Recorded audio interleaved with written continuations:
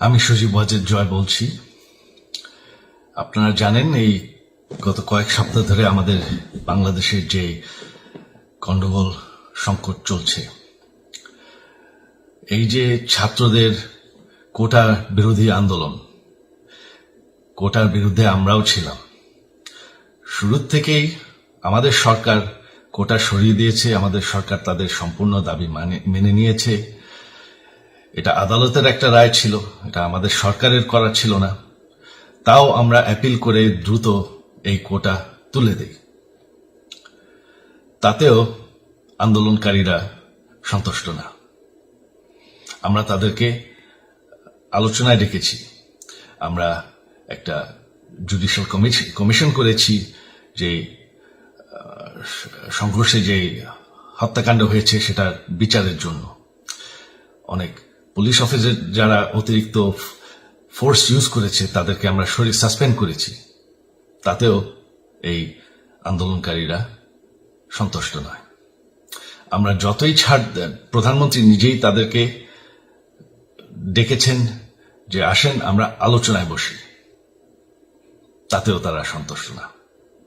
আমরা যতই ছাড় দিতে থাকি, যতই তাদের দাবি মেনে নিতে থাকি, তারা কিছুতেই সন্তুষ্ট না, তারা খালি দাবি বাড়িয়ে যাচ্ছে।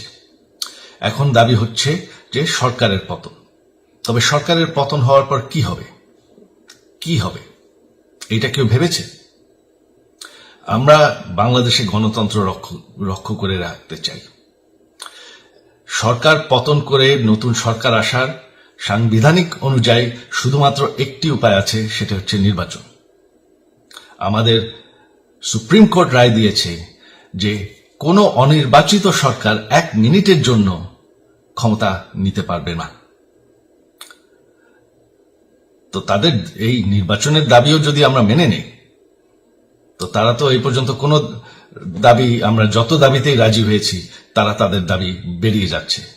তার মানে কি, আমরা যদি এখন এই নির্বাচন সরকার পতনের দাবিও মেনে নেই, তারা তখন দাবি করবে যে না, এই সরকারের আন্ডারে নির্বাচন, এই নির্বাচন আমরা মানব না। তখন কি হবে এটা কেউ ভেবেছে? জানি আমাদের সেই সুশীল সমাজ আবার আলোচনা করছে সেই তত্ত্বাবধায়ক সরকারের অভিজ্ঞতা তো আমাদের আছে। আপনারা ভুলে গেছেন সেই তত্ত্বাবধায়ক সরকারকে নষ্ট করে দেওয়া হয়েছিল বিএনপির আমলে ইলেকশন রিগ করার জন্য। তারপর যখন আরেক তত্ত্বাবধায়ক সরকার আসলো, দেশের কি অবস্থা হয়েছিল।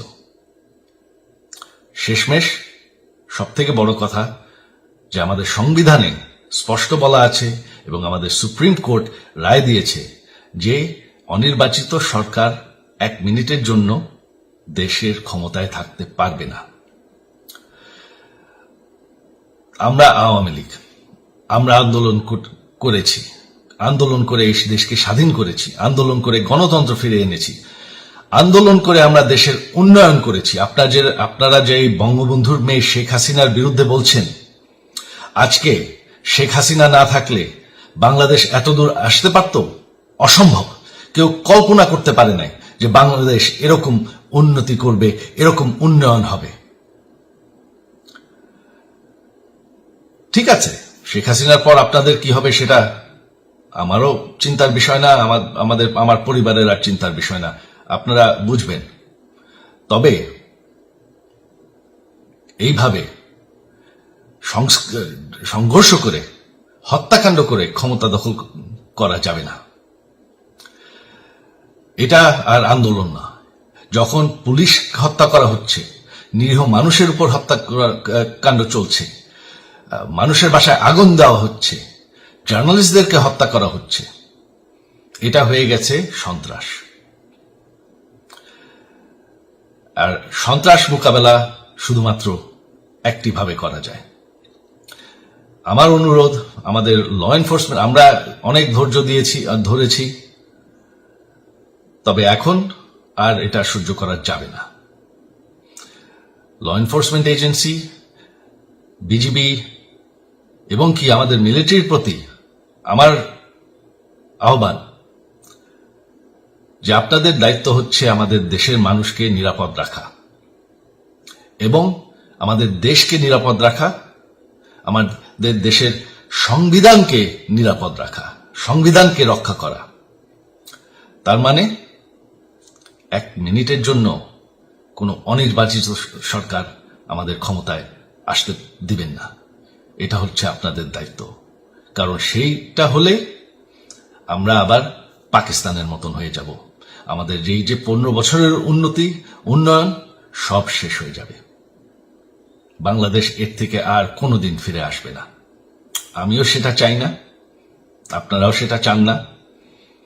আমি সজীব ওয়াজের জয় যতদিন আমার পক্ষে সম্ভব আমি সেটা হতে দেব না। জয় বাংলা, জয় বঙ্গবন্ধু।